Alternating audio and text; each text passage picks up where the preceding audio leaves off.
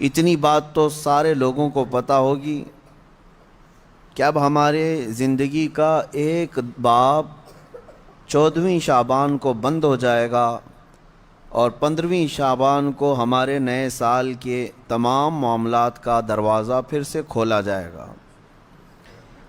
یعنی اس رات کو اللہ تعالیٰ فرشتوں پر تمام معاملات کا حکم نازل فرماتا ہے کہ فلاں بندے کے ساتھ سال بھر میں کیا کیا ہونا ہے۔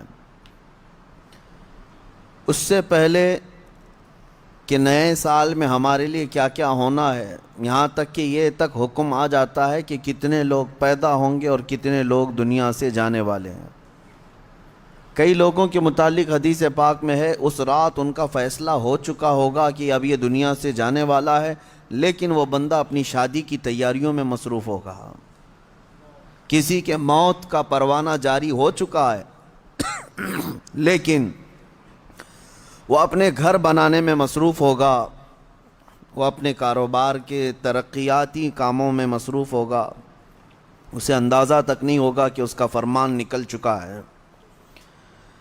لیکن اس سے پہلے کی ایک بات کہ 15ویں شعبان کو ہمارے متعلق کیا کیا احکامات نازل ہوں گے، یہ سال شروع ہونے پر ہے، لیکن اس سے پہلے کہ ہمارے اعمال جو پیش ہوں گے اللہ کی بارگاہ میں سال بھر کے، اس سلسلے میں تو اب ہم غور کر سکتے ہیں۔ اس لیے کہ یہ بھی فرمایا گیا کہ خاتمے پر سب کچھ دار و مدار ہے اعمال کا۔ جو آپ لوگ سنتے ہیں نا، first impression is the best impression, لیکن یہاں پر اس کے برعکس ہے، last impression is the best impression. زندگی کے آخری وقت جو اعمال ہیں انہی کا اعتبار ہوگا۔ تمہارے زندگی کا دروازہ بند ہونے سے چند ثانیے پہلے جو تم کر رہے تھے اس کا اعتبار ہوگا۔ اسی لیے فرمایا گیا، میرے آقا صلی اللہ تعالیٰ علیہ وسلم نے ارشاد فرمایا، اللہ تعالیٰ نے کسی کو جنتی لکھا ہے کسی کو جہنمی، لیکن ہوتا یہ ہے کہ ایک بندہ نیک کام کر رہا ہے زندگی بھر، اچھے اعمال کرتا رہتا ہے، لیکن اس کے متعلق لکھا گیا کہ یہ جہنم میں جانے والا ہے۔ ہوتا کیسے ہے؟ فرمایا گیا موت کے آنے سے چند دنوں پہلے یا چند لمحوں پہلے وہ ایسے گندے کاموں میں مصروف ہو جاتا ہے جو جہنم کی طرف لے جاتے ہیں، انہی کاموں میں اس کی موت ہوتی ہے اور خاتمے پر ہی سب کچھ دار و مدار ہے، پھر اسے دوزخ کی طرف لے جایا جاتا ہے۔ اور کسی کے متعلق اللہ تعالیٰ نے جنتی لکھا ہے جبکہ اس کے کام برے تھے، زندگی میں عجب عجب کام کیا کرتا تھا۔ یہ کیسے؟ فرمایا گیا کہ وہ برے کاموں میں مصروف تو رہتا تھا، لیکن موت سے پہلے اچانک وہ اللہ کی طرف آ گیا، مسجدوں کی طرف آ گیا، یہ محافل میں بیٹھنے لگ گیا، اور اسی اثنا میں اس کی موت ہوئی تو آخر میں جو کچھ کرتا تھا اسی کا اعتبار کیا جائے گا اور اسے جنت بھیج دیا جائے گا۔ میرے عزیزوں، اب 15ویں شعبان سے پہلے میرے خیال سے 4 یا 5 دن بچے ہیں۔ اس سال جو کچھ بھی گزرا ہے اس پر اب ایک دروازہ بند ہوگا اور اللہ کی بارگاہ میں اس سال کی کتاب پیش ہوگی۔ یعنی شمسی سال کے اعتبار سے، انگریزی مہینوں کے اعتبار سے 2022 اور 23 انکم ٹیکس کا حساب ایسے ہی چلتا ہے، 20-21، 21-22، 22-23، اس طرح سے آپ کا 22 اور 23 کا حساب 4 دن کے بعد اللہ کریم کی بارگاہ میں جانے والا ہے۔ سال بھر کیا کیا کیا اس کا احتساب بھی ضروری ہے۔ اگر خود سے کیلکولیٹ کرو گے تو فیوچر تمہارا مستقبل اچھا ہو سکتا ہے، اگر احتساب نہیں کرو گے تو پرانی غلطیاں ویسی کی ویسی رہ جائیں گی اور اسی پر تم آگے عمارتیں بڑھاتے چلے جاؤ گے۔ احتساب اولیاء کاملین کی محفلوں کی ایک خاص تربیت کا نام ہے، احتساب۔ یعنی آپ آگے کے اینٹ رکھنے سے پہلے پیچھے ایک بار دیکھ لو کہ مجھ سے خطائیں کہاں کہاں ہوئی ہیں، غلطیاں کن کن باتوں پر ہوئی ہیں، اور اسی کو کہتے ہیں احتساب۔ یہ 4 دن جو آپ کے پاس بچے ہیں اس احتساب کے لیے بہت عمدہ ہیں۔ اور پھر ہو سکے تو جیسے ہمارے بزرگوں کا معمول ہے، ہم 14 شعبان کو بھی 15 شعبان کو بھی روزہ رکھ لیتے ہیں۔ وجہ کیا ہے؟ بعض لوگ خامخواہ ہم سے بحث کر رہے ہیں، اس کی دلیل کہاں ہے، اس کی دلیل کہاں ہے، یہ کہاں سے ثابت ہے، وہ کہاں سے ثابت ہے۔ ان کو شب برات کے روزوں کے متعلق بڑی عجیب سی بات ہے۔ بات صرف اتنی سی ہے کہ ہماری تمنا یہ ہے کہ ہمارے اعمال جب اللہ کی بارگاہ میں جا رہے ہوں 14 شعبان کو، اس وقت بھی ہم روزے کے عالم میں ہوں، اور جب ہمارا نیا سال شروع ہو رہا ہو اس وقت بھی ہم روزے کے عالم میں ہوں۔ کیا یہ بہتر طریقہ نہیں ہے؟ اسی لیے بزرگوں کا معمول رہا کہ اس سال جو بھی چلا، جیسا بھی گیا، گزرا تو ہے، لیکن اخیر وقت کچھ ایسے اعمال کر لو کہ اللہ کی بارگاہ میں جب یہ پیش ہوں تو تمہارے لاسٹ امپریشن کو دیکھا جائے، تمہارے آخری اعمال کو دیکھا جائے کہ آخر میں یہ کیا کرتا تھا۔ اور ہو سکتا ہے اس آخری عمل کی بدولت اللہ تعالیٰ پچھلے تمام گناہوں کو معاف فرماتے ہیں۔ آج چونکہ یہ جو محفل ذکر ہے رمضان سے پہلے کی شاید یا اب آخری ہے، میں سفر پر روانہ ہو رہا ہوں، اس میں اگلی 2 محفلیں ہماری نہیں آ پائیں گی، رمضان المبارک سے پھر انشاءاللہ ہوگی۔ لیکن آج میرے آنے کی خاص ایک وجہ یہی تھی، جبکہ میں مسلسل سفر میں ہوں، اسی وجہ سے میں آج یہاں پر آیا کہ میں خود اپنے لیے بھی اور سب کے لیے بھی 15ویں شعبان سے پہلے ایک ایسی محفل کریں کہ جو ہمارے اس گزرے ہوئے سال کے اوپر ایک ایسی مہر لگ جائے کہ اللہ اس محفل کی برکت سے ہمارے پچھلے گناہ معاف فرمائے۔ عزیزان گرامی وقار، میں بس مختصر سی بات عرض کروں گا۔ اللہ نے قرآن میں فرمایا ہے، دوڑو اللہ کی طرف، ففروا الی اللہ، اللہ کی طرف دوڑے آ جاؤ، سابقوا الی الخیرات، نیکیوں کی طرف دوڑ بھاگ کرو، جتنا ہو سکے بھاگو۔ صحابہ کرام رضوان اللہ تعالیٰ علیہ مجمعین میں اس بات کا تو کمپٹیشن ہوتا تھا، وہ نیکیوں میں سبقت لے جانے کے لیے ایک دوسرے کے آگے بڑھنے کی کتنی تمنائیں کرتے، اور یہاں ہم کن چیزوں میں آگے بڑھنے کی ہوڑ لگی ہے دنیا میں، باقی نیکیوں کی طرف کتنے لوگ دوڑتے ہیں وہ سب کو پتہ ہے۔ اکثر کو تو یہ چاہیے کہ مجھے سب سے پیچھے والی جگہ ملے، نہیں، سب سے آگے بڑھنے کی تمنا کیوں نہیں ہے؟ سیدنا ابوبکر صدیق اور حضرت عمر فاروق رضی اللہ تعالیٰ عنہ کا معمول یہ تھا کہ حضرت عمر کہتے ہیں میں ڈھونڈ کر کے مدینے میں کچھ ایسی نیکی کرنا چاہتا تھا جو ابوبکر نہیں کرتے، کہیں پر بھی ان کے برابر ہو جاؤں یا ان سے آگے بڑھ جاؤں۔ بڑی مشکل سے حضرت عمر کو ایک گھر ملا، ایک بوڑھی عورت جس کا کوئی نہیں رہتا تھا۔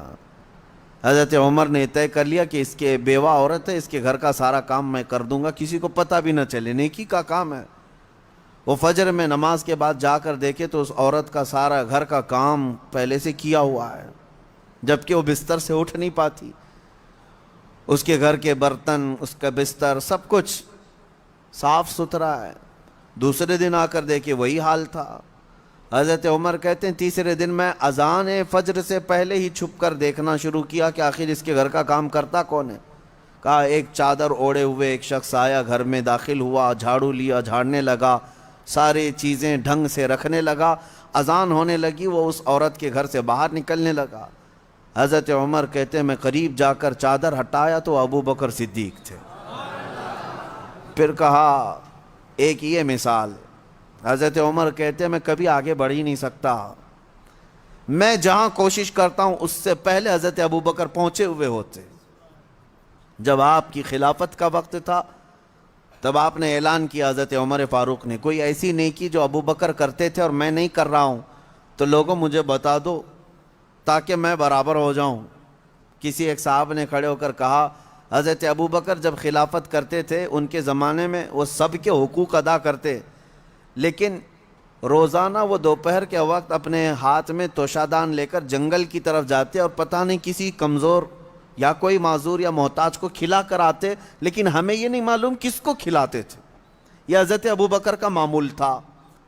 حضرت عمر نے کہا یہ تو مجھے بھی نہیں معلوم تھا، میں کل سے ہی یہ کام شروع کرتا ہوں۔ دوسرے دن حضرت عمر نے اپنے گھر سے توشادان لیا، روٹی سالن، اور لے کر اسی جنگل کی طرف چل پڑے۔ وہاں کس کو کھلاتے تھے کیا پتہ، دن بھر ڈھونڈتے رہے، کوئی ملے، کوئی نہیں ملا۔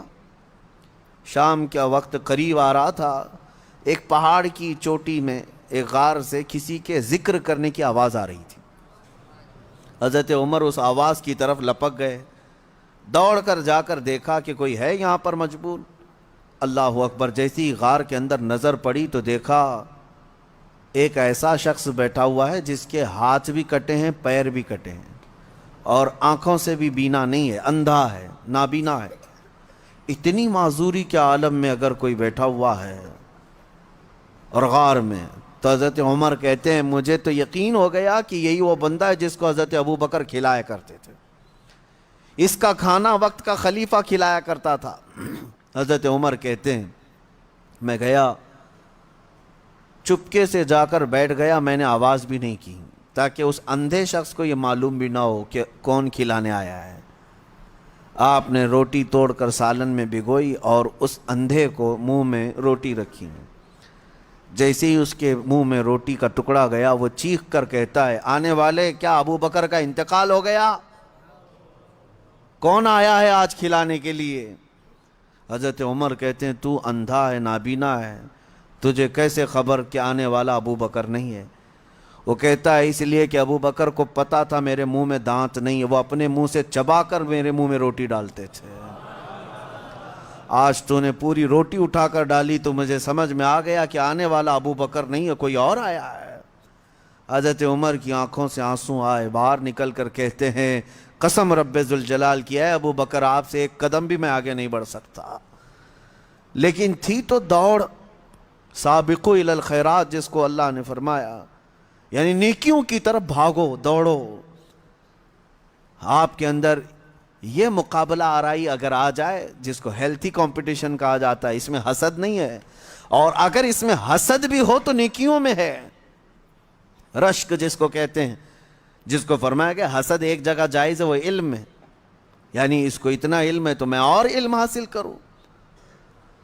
اگر کوئی 2 رکعت نماز پڑھ رہا ہے تو آپ کے اندر اس بات کی تمنا جاگنی چاہیے میں 4 پڑھوں۔ نیکیوں میں دوڑ لگاؤ، اور آپ کو پتہ ہے صدقہ دکھا کر دینا افضل ہے کہ چھپا کر دینا افضل ہے؟ سب کو پتہ ہے چھپا کر دینا افضل ہے نہیں، لیکن زکوٰۃ دکھا کر دینا افضل ہے۔ زکوٰۃ کو چھپا کر نہیں، دکھا کر دینا افضل ہے۔ کیوں؟ تم جتنا بانٹ رہے ہو دوسروں کو بھی ترغیب ہو، اس سے زیادہ وہ خیرات کرے گا۔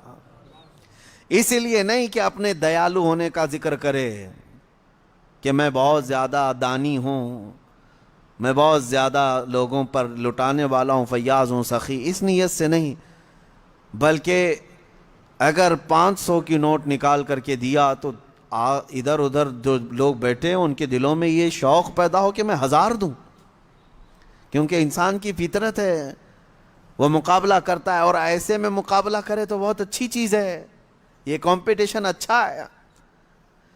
اور میں اسی بات کی ترغیب دیتا ہوں نوجوانوں کو بھی کہ آپ خود دوسروں کے متعلق بہت ساری چیزیں پوچھتے رہتے ہیں، بہت ساری چیزیں پوچھتے ہیں، کتنا کماتے ہو، نوکری کون سی ہے، کون سی کمپنی ہے، سیلری کتنی، پیکج کتنا، یہ سب سوالات ہیں۔ اور جب وہ جواب دیتا ہے میری کمپنی فلاں ہے، تنخواہ میری 50 سے 70 ہزار کی ہے، اور پھر سہولیات کیا ہیں، گاڑی آتی ہے، لے جاتی ہے، چھوڑتی ہے، یہ سب سنتے ہو، پھر دل میں یہ تمنائیں جاگنے لگتی ہیں میری تو 1 لاکھ ہونا چاہیے، میری کمپنی اس سے بڑی ہونی چاہیے، مجھے بھی ایسی سہولیات ہونی چاہیے۔ یہ جو تمنا تمہارے دل کے اندر آئی تمہارے پوچھنے پاچھنے کی وجہ سے ہی آئی، لیکن مجھے بتاؤ کیا اپنے دوستوں میں کسی سے کبھی یہ سوال کیا کتنے ختم قرآن ہوئے؟ سال بھر میں کوئی جمعرات پیر کا روزہ رکھتے ہو؟ نہیں پوچھتے آپ، نہ آپ اس کی تلاوت قرآن کو پوچھتے ہو، نہ آپ اس کے روزوں کو پوچھتے ہو، نہ آپ اس کی نمازوں کے متعلق۔ میرے عزیزو یہ بھی پوچھتے، اگر وہ بندہ عبادتوں میں آگے ہے تو تمہارے دل میں بھی یہ تمنا آ جاتی کہ کاش میں بھی اس کی طرح سے اور آگے بڑھ جاؤں۔ میں یہ باتیں صرف اس لیے کہہ رہا ہوں کہ رمضان المبارکہ میں آپ سب کا یہی کمپٹیشن ہو جائے تو ہر ایک کا رمضان بہتر سے بہترین ہوگا، بہتر نہیں بلکہ بہترین ہوگا، بہترین ہوگا۔ عزیزان گرامی وقار، مجھے یاد ہے بچپن میں جب چھوٹے تھے تو رمضان میں روزانہ اسکول جانے کے بعد یہی چیزیں ہوتی تھی، تیرے کتنے روزے ہوئے، تیرے کتنے روزے ہوئے ہیں۔ ہر ایک کے روزے ہی ایک دوسرے کو پوچھتے رہتے۔ لیکن ہو سکتا ہے آپ کے ساتھ بھی ایسا ہوتا رہا ہوگا، سارے دوست جیسے 10 رمضان آ گئے، 15 رمضان آ گئے، ہر ایک کو پوچھتے رہتے ہیں کتنے ہوئے کتنے ہوئے، کسی کے 7 ہوئے، کسی کے 10 ہوئے، کسی کے 12 ہوئے، اور کوئی کہتا ہے پورے ہوئے ہیں، اب تک کے پورے ہوئے ہیں۔ ہم بھی اس وقت سنتے تھے، ایک دوسرے سے بات کرتے تھے، لیکن اس وقت ایک دوڑ رہتی اور گھر میں آ کر جھگڑا بھی کرتے، فلاں کے تو 10 ہو گئے، مجھے سحری میں ضرور اٹھانا، نہیں تو میں اس کے پیچھے پڑ جاؤں گا، میں اس کا پیچھے ہو جاؤں گا۔ تو یہ دوڑ کہاں سے آئی؟ یا آپسی ماحول سے ہی آئی۔ یہی انوائرمنٹ ہم چاہتے ہیں کہ نیکیوں میں سبقت لے جانے کا انوائرمنٹ ہو جائے، ماحول ایسا ہو، دوڑ لگے، صرف رمضان میں نہیں، تلاوت قرآن میں بھی۔ میں آپ کو بتاؤں، آج تقریباً 6 سال سے زیادہ کا عرصہ ہو گیا ہوگا ہماری ذکر کی محفل کو۔ اس سے قبل مدینہ جامع مسجد میں بھی ذکر کی محفلیں ہوتی رہیں، اس کے بعد پھر یہاں پر ایک ایسے بندے کو میں جانتا ہوں، ان پچھلے 6 سالوں سے لے کر آج تک ذکر کی ایک محفل بھی اس کی ناغہ نہیں ہوئی۔ اب تک جتنی محفلوں میں میں حاضر رہا اتنی محفلوں میں وہ بھی حاضر ہے۔ یہ اس لیے میں عرض کر رہا ہوں کہ لوگ اپنے اپنے ریکارڈ بنانا چاہتے ہیں، کاش ان معاملات میں بھی کوئی ریکارڈ مینٹین کرے کہ میری یہ چیز مس نہیں ہونی چاہیے، میری یہ چیز برابر ہونی چاہیے، تو اس میں آپ کو اس قدر بلندیاں ہوں گی، جو صحابہ کا ماحول تھا وہ قائم ہو جائے گا۔ صحابہ کے درمیان یہی ماحول تھا۔ حدیث پاک میں ملتا ہے، صحابہ کرام مسجد نبوی میں جمعہ کی نماز کے لیے جو آتے، پہلی صف کا ثواب ہے نا، حضور پاک صلی اللہ تعالیٰ علیہ وسلم نے صرف ایک بار یہ ارشاد فرمایا کہ اگر میں تمہیں بتا دوں کہ پہلی صف میں نماز پڑھنے کا ثواب کیا ہے، تو اس پہلی صف میں آنے کے لیے تم سب آپس میں تلوار بازیاں کرنے لگ جاؤ گے، جنگ ہو جائے گی تمہارے درمیان۔ تو حضور پاک صلی اللہ علیہ وسلم نے اتنا فرمایا تھا، لیکن تلواریں تو نہیں نکلتی تھی صحابہ کی۔ لیکن جمعہ کی نماز کے لیے جو صحابہ مسجد نبوی میں آتے تھے، جانتے ہیں وہ کب آتے؟ فجر کی نماز میں آ جاتے تھے۔ جو فجر کی نماز میں حاضر ہوا اسے جمعہ کی نماز پہلی صف میں ملی۔ تو یہ دوڑ تھی۔ اور اس کے علاوہ صحابہ کا معمول یہ تھا کہ وہ کسی چیز میں پیچھے نہیں رہنا چاہتے تھے۔ وہ نبی پاک صلی اللہ تعالیٰ علیہ وسلم کی محفلوں کو کاؤنٹ کرتے ہیں، کس نے کتنی محفل اٹینڈ کیا ہے، اس میں اس کی فضیلت بھی تھی۔ حضور پاک صلی اللہ تعالیٰ علیہ وسلم کے ساتھ کتنے سفر کیے، کس نے کتنے جنگوں میں شرکت کی، اسی اعتبار سے ان کے مقامات ہیں۔ کوئی صحابی ہیں جو حضور پاک صلی اللہ تعالیٰ علیہ وسلم کے ساتھ 10 جنگوں میں شریک رہے، کوئی 12 جنگوں میں شریک رہے، اور کچھ صحابہ ایسے ہیں جنہوں نے حضور کی ہر جنگ میں شرکت خود فرمائی۔ جتنے غزوات میں حضور تھے اتنے غزوات میں وہ بھی تھے۔ صحابہ ان کو اتنی قدر کی نگاہ سے دیکھتے اور کہتے ان کے مقام کو تو کوئی پہنچ ہی نہیں سکتا۔ یہ ماحول ہو ایک دوسرے پر سبقت لے جانا نیکیوں میں. یا بے حیائیوں کا دورہ ہے. یہاں پر اکثر نوجوان یہ چاہتے ہیں کہ وہ آدھا بے حیا ہے تو میں پورا بے حیا بن جاؤں. نعوذ باللہ. دنیاوی اعتبار سے میں کمپٹیشن کرو گے, مقابلہ آرائی کرو گے تو ذلت کی طرف جاؤ گے, بہت زیادہ عمیق غار میں گر جاؤ گے. جانتے ہو آج اسی دکھاوے کے چکر میں, ریاکاری کے چکر میں پورا معاشرہ تباہ ہو رہا ہے, پورا معاشرہ برباد ہو رہا ہے. لوگوں کو دکھانے کے لیے کتنے کام ہو رہے ہیں آج جاؤ ہماری شادیوں کے محلات دیکھ لو, پارٹیاں دیکھ لو, تمہارے برتھڈے کی پارٹیاں دیکھ لو, یہ سب ایک دوسرے کو دیکھ کر اپنی بڑھوتری بیان کرنا اور اپنی بڑائی ظاہر کرنے کا ہی ایک ہی مقصد رہ جاتا ہے. سب کا حال یہی ہے. اس میں دوڑ کیوں لگا رہے ہو؟ تم جتنا بھی دوڑو گے دنیا میں کسی سے پیچھے ہی رہو گے. کتنا کر لو گے؟ کسی صاحب نے اپنی بیٹی کی شادی میں 10 لاکھ روپے خرچہ کیے. آپ نے دیکھا اتنا ڈیکوریشن ہے, اتنا فلاں ہے, اتنا فلاں ہے. اسی دن سے آپ کے دل میں یہ تمنا جاگنے لگی میں 15 لاکھ کر کے دکھاتا ہوں. تیسرا کھڑا ہوا, وہ کہا کہ میں 20 لاکھ خرچہ کر کے دکھاتا ہوں. ان تمام چیزوں میں کیا کمپٹیشن نہیں ہے, بلکہ باپ جو خرچہ کرتے ہیں وہ اپنی جگہ پر. خود نوجوان کو یہ فکر ہے میرا دوست اتنا خرچہ کیا تھا میں اتنا کروں. یعنی تم شادی اپنی زندگی کے لیے نہیں, اس کو دکھانے کے لیے کر رہے ہو. یہی تو دوڑ ہے. اپنے لیے نہیں کر رہا ہے بندہ. بہت ساری چیزیں ایسی ہیں دوسروں کو دکھانا ہے, دوسرے سے مجھے آگے بڑھ کر کے دکھانا ہے, اس سے بہتر مجھے کر کے دکھانا ہے. دنیا میں اس سے بہتر کے چکر میں تم لٹ گئے لیکن بہتر نہیں ہو پایا. کبھی آپ نے یہ سوچا کہ میرے اتنے اخراجات ہو گئے, اتنا میں نے لوگوں کو دکھانے کے لیے پتہ نہیں کیا کیا کھانے بنائے اور سب کھائے اور گٹر میں پھینک کر چلے گئے. کوئی ایک بندہ ایسا ہے جو زلزلہ متاثرین اور دیگر فساد متاثرین جن کے گھر بار تک نہیں ہیں, ایک بندہ ایسا ہے جو روزانہ 10 فقیروں کو کھانا کھلاتا ہے, کوئی 100 مسکینوں کو کھانا کھلا کر آتا ہے. تمنا تو یہ ہونی چاہیے تھی کہ وہ 10 کو کھلا رہا ہے آج, تو میں کیوں 50 کو نہ کھلاؤں. یہاں پر اگر تم کھلانے کی بات کرتے تو اللہ کا قرب حاصل کرتے, اللہ کا قرب حاصل کرتے. باقی پارٹی شارٹی جو ہے اس میں سوائے اسراف اور فضول خرچی اور بربادی کے کچھ حاصل نہیں ہے, کچھ حاصل نہیں. اور کب تک لوگوں کو راضی کرو گے؟ میں نے دیکھا ہے گھنٹے 2 گھنٹے کے لیے تمہاری پارٹی میں آئیں گے, گن کر کے جائیں گے کتنے کھانے بنے ہیں.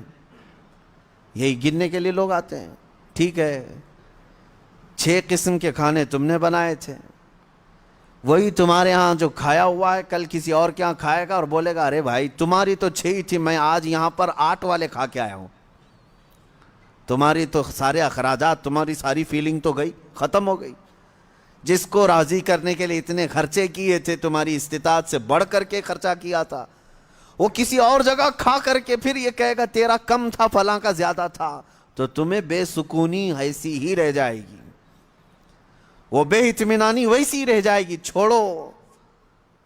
اسی لیے کہا ہے شاعر نے, چھوڑ فکر دنیا کی چل مدینے چلتے ہیں. اور وہاں دوڑنے کی جتنے لوگ بات کرتے ہیں وہ سبقت لے جاتے ہیں, سبقت لے جاتے ہیں. اسی لیے ہم نے دیکھا ہے, میں بلا مبالغہ کہہ رہا ہوں, میں اکثر ان بزرگوں کی تاریخ پڑھتا بھی ہوں اور ان کی کتابیں مجھے بڑی پسند بھی ہیں, یا ان کی صحبت مجھے بہت اچھی لگتی ہے جو کثرت سے میرے آقا صلی اللہ تعالیٰ علیہ وسلم کے کمالات کا ذکر کرتے ہیں. دل لگتا ہے ان بزرگوں کے پاس. اس کی وجہ یہی ہے کہ ان کو ہم جتنا پڑھتے ہیں ہمارے اندر سے اتنا ہی عشق رسول بڑھتا چلا جاتا ہے, اتنا ہی بڑھتا چلا جاتا ہے. ہو سکتا ہے پہلے ایسی تمنائیں نہیں تھی, لیکن بزرگوں کو پڑھنے کے بعد کچھ اور ہی تمنائیں ہونے لگتی ہیں. ظاہر سی بات ہے. پیر مہر علی شاہ رحمۃ اللہ تعالیٰ علیہ, اعلیٰ حضرت امام اہل سنت فاضل بریلوی یہ مدینے گئے تھے حضور پاک صلی اللہ تعالیٰ علیہ وسلم کی بارگاہ میں، ہزاروں نہیں لاکھوں کروڑوں لوگ آتے ہیں، اپنی اپنی تمنائیں مانگتے ہیں، یا رسول اللہ میں فلاں ہو گیا، آپ مجھے یہ عطا کر دیں، وہ عطا کر دیں۔ لیکن ان بزرگوں کے سوال تو یہ تھے کہ یا رسول اللہ کچھ نہیں، بس آپ اپنی قبر انور سے باہر آ کر دیدار کرا دیں، تجھ سے تجھی کو مانگ کر مانگ لی ساری کائنات۔ ان کا فلسفہ یہ تھا، تجھ سے تجھی کو مانگ کر مانگ لی ساری کائنات، وہ اپنے ہو گئے تو رحمت پروردگار اپنی۔ اور یہ سوال کیا، اور دونوں بزرگوں کو پہلی مرتبہ، دوسری مرتبہ، تیسری مرتبہ امید تو ان کی پوری نہیں تھی، یعنی وقتی طور پر ان کی مانگی ہوئی چیز تو سامنے نہ ملی۔ حکمتیں ہیں۔ دوسرے دن اعلیٰ حضرت فاضل بریلوی نے بھی اپنے ماتھے کی آنکھوں سے جلوہ رسول کو دیکھا۔ پیر مہر علی شاہ صاحب مدینے سے رخصتی ہو گئے، یہ کہتے ہوئے کتے مہر علی کتے تیری سنا، گستاخ آنکھیں کتھی جا اڑیاں، اے مہر علی کہاں تیرا منہ اور کہاں وہ مقام، تیری آنکھیں کیا اس لائق ہیں کہ تو دیکھنے کی تمنا کر بیٹھا۔ پھر یہی سوچ کر کے نکلے، وادی ہمراہ پہنچے تھے، مکہ جانے کا راستہ ہے بدر کے قریب، وادی ہمراہ، عصر کی نماز سے فارغ ہوئے تھے، دیوار کے پاس میرے مصطفیٰ کا دیدار ہوا۔ پرانی دیوار کے پاس کھڑے نبی پاک صلی اللہ تعالیٰ علیہ وسلم اپنے کمالات، اپنے جلووں کے ساتھ تشریف لائے۔ اب میں آپ کو یہ بات عرض کر رہا ہوں، کیوں میں نے یہ ذکر کیا؟ ہم نے اعلیٰ حضرت کو بھی پڑھا، پیر مہر علی شاہ صاحب کو بھی پڑھا، ہم ویسے بھی عمروں پر جاتے رہے، حج پر جاتے رہے، لیکن اب جب جاتے ہیں تو یہی تمنا ہوتی ہے کہ آقا جب انہیں دے سکتے ہیں تو ہمیں کیوں نہیں دے سکتے؟ یا رسول اللہ آپ کے متعلق تو ہمیں اتنا ہی معلوم ہے، ایک میرا ہی رحمت میں دعویٰ نہیں، اور ہمارا حال اگرچہ ان بزرگوں کے برابر کا نہیں ہے، وہ پہنچے ہوئے عاشقان رسول ہیں، کمالات ہیں، ان کی عبادات ہیں، سب کچھ اپنی جگہ پر ہے، لیکن اتنی بات تو پکی ہے، رسول گنہگاروں کے بھی تو ہیں، امتی تو ہم بھی ان کے ہیں۔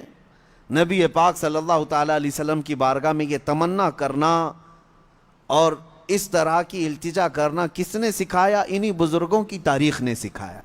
اسی لیے میں کہتا ہوں ایسوں کو دیکھو کہ تمہیں نیکیوں کی طرف بڑھنے کا شوق پیدا ہو جائے، ایسوں کو دیکھو، ان لوگوں کو نہ دیکھو جو دنیا میں مست ہیں، مگن ہیں، کوئی ناچ رہا ہے، کوئی تھرک رہا ہے، تم ان کو دیکھ کر کے یہ سوچنے لگتے ہو کہ مجھے بھی ایسی زندگی گزارنی چاہیے۔ شیطان تمہیں نیچے کی طرف لاتا ہے۔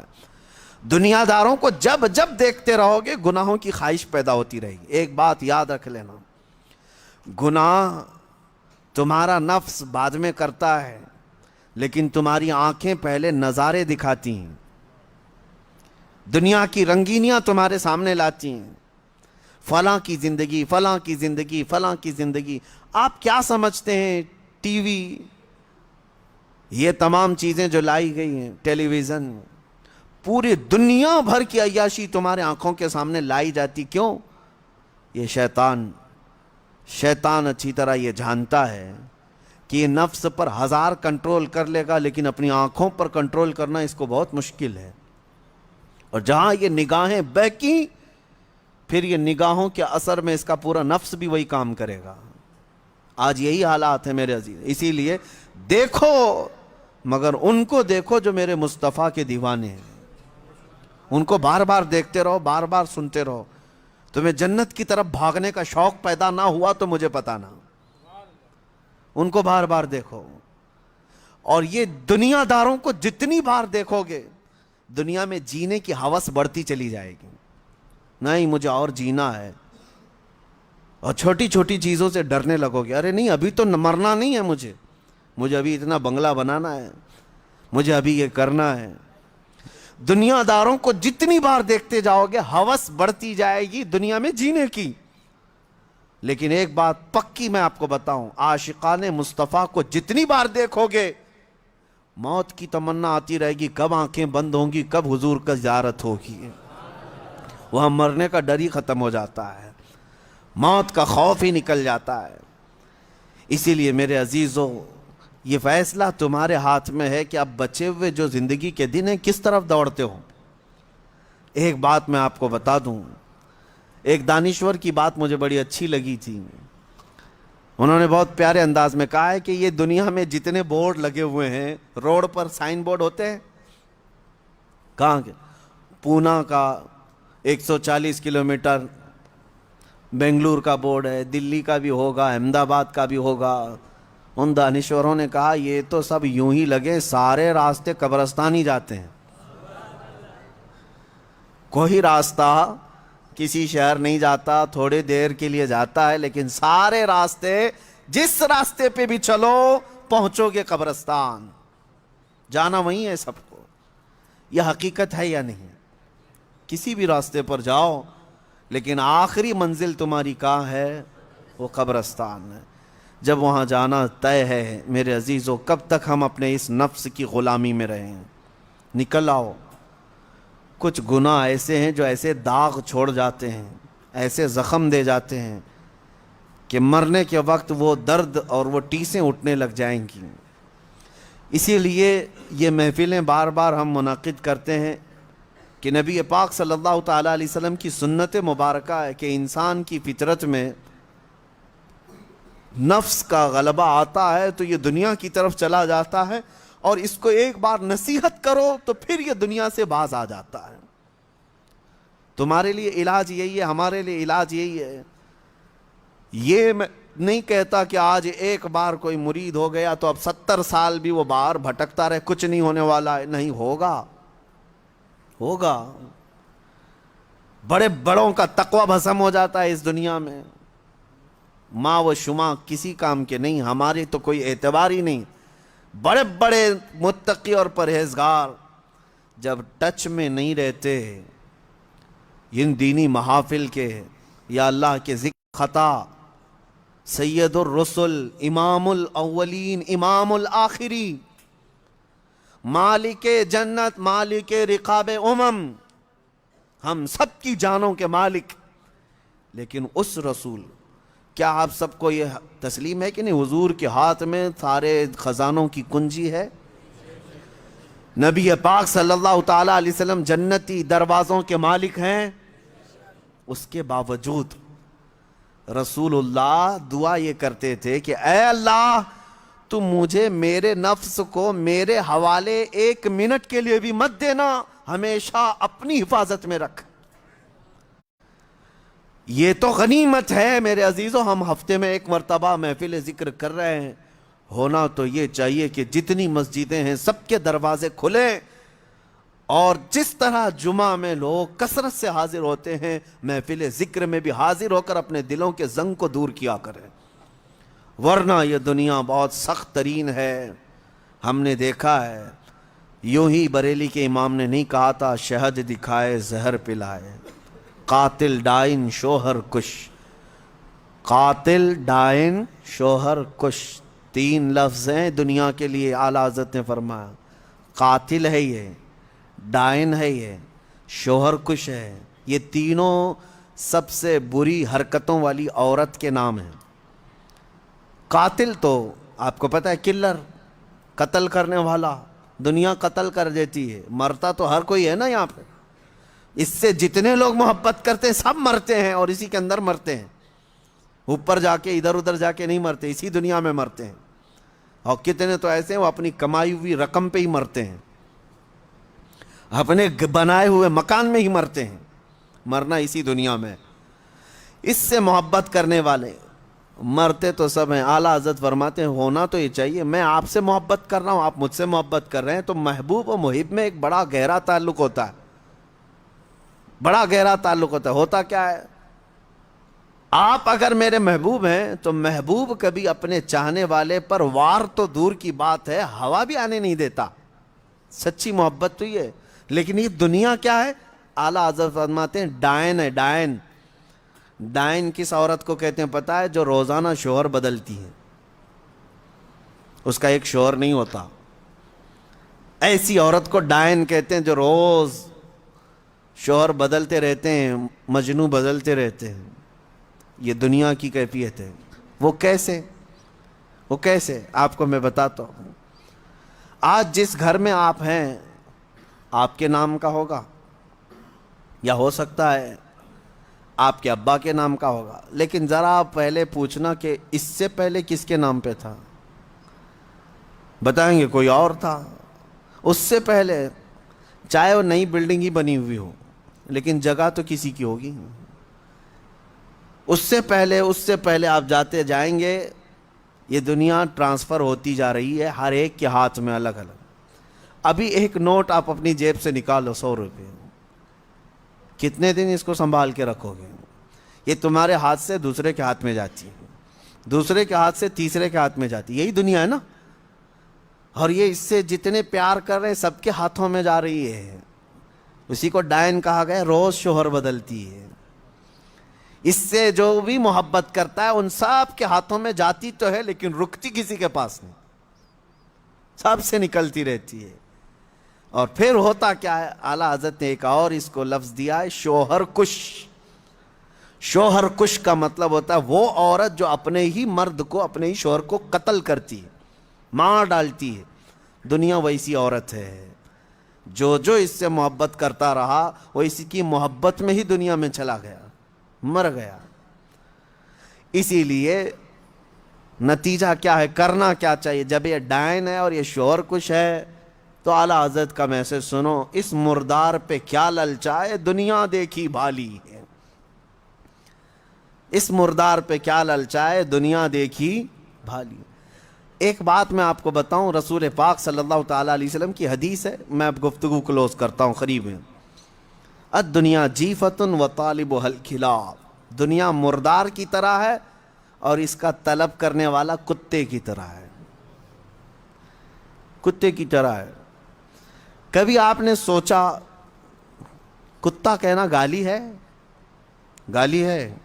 سنو گے کسی سے کہ تم کو کوئی کتا کہہ دے؟ نہیں.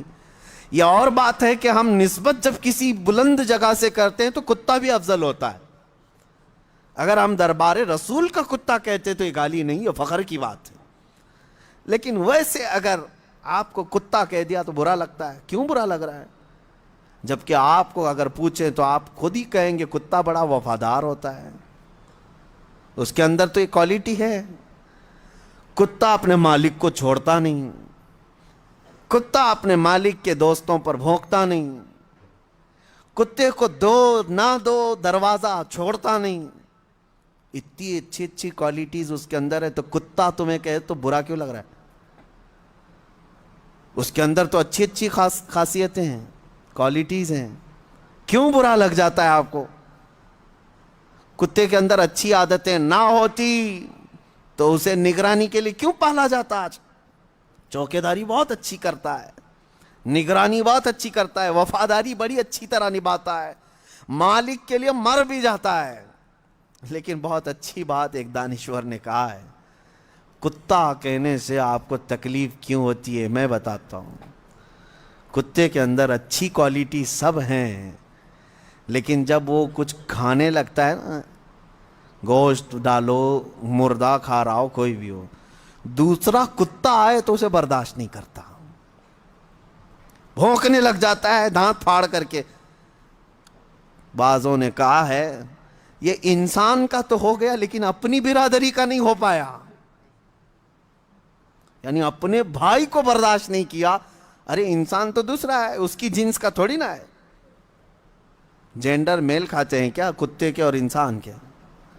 نہیں ہے. لیکن کتے کی یہی عادت خراب ہے کہ وہ اپنے بھائی کو اپنے کھانے میں برداشت نہیں کر پاتا. اسی وجہ سے رسول پاک صلی اللہ علیہ وسلم نے فرمایا دنیا کا طلبگار کتے کی طرح ہے. یہ اچھی بات نہیں ہے. بہرحال خلاصہ کلام یہ ہے، 4-5 دن باقی رہ گئے ہیں 15ویں شعبان کو، اور اس سال کا چیپٹر کلوز ہونے جا رہا ہے.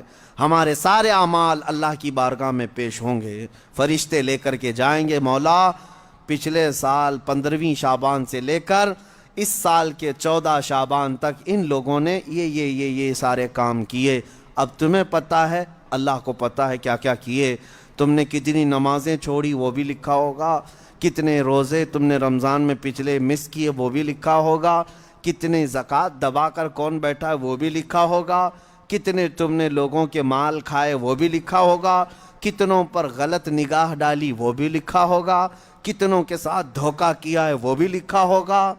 یہ تمام چیزیں تو اس میں لکھی ہوئی ہیں، اور اسی حالت میں اب یہ جانے والے فرشتوں کے ہاتھوں اللہ کی بارگاہ میں رپورٹ جا رہی ہے۔ تم ہزار چلاؤ، رپورٹ تو جائے گی، کیونکہ فرشتے وہ نہیں ہیں جو رشوت لے کر رپورٹ بدل دے۔ ہاں، انکم ٹیکس والے نہیں ہیں وہ اللہ کے فرشتے ہیں۔ لا یعصون اللہ ما امرہم ویفعلون ما یؤمرون۔ اللہ نے جس بات کا انہیں حکم دیا اس میں ایک رتی برابر وہ نافرمانی نہیں کرتے، جس بات کا انہیں حکم دیا گیا وہی کرتے ہیں۔ وہ اپنی ڈیوٹی کے پکے ہیں، لے کر جائیں گے، ابھی سب کے اعمال لے کے جائیں گے۔ پیچھے گھوم کر کے دیکھ لو سال بھر میں کیا کیا کیے ہو، تمہیں اچھی طرح سے معلوم ہوگا کس مہینے میں کیا کیا عمل ہوئے ہیں۔ بھول جاتے ہو تو یہ اور ایک بڑا عذاب ہے، اگر گناہ کر کے بھول جاتے ہو تو یہ اور ایک بڑا عذاب ہے۔ یاد رکھو گے تو آگے کی زندگی اچھی ہو سکتی ہے، لیکن اب رپورٹ جا رہی ہے۔ ایک کام کر سکتے ہو، رشوت تو نہیں دے سکتے انہیں، کسی طرح کی لالچ بھی نہیں دے سکتے فرشتوں کو، اے فرشتوں میری یہ چیز چھپا دینا، یہ چیز چھپا دینا، کچھ نہیں کر سکتے۔ ایک چیز ہے، قرآن میں اللہ نے فرمایا ان الحسنات یذہبن السیئات، کچھ نیکیاں ایسی ہیں کہ اگر تم کرو گے تو برائیوں پر پانی پھیر دیا جائے گا۔ رپورٹ تو وہ لے کر ہی جائیں گے، لیکن 4 دن میں کچھ ایسا کرو کہ اس رپورٹ کے اوپر صرف اور صرف تمہاری نیکیاں ہی درج ہوں، باقی سارے گناہ ویسے ہی مٹا دیے جائیں۔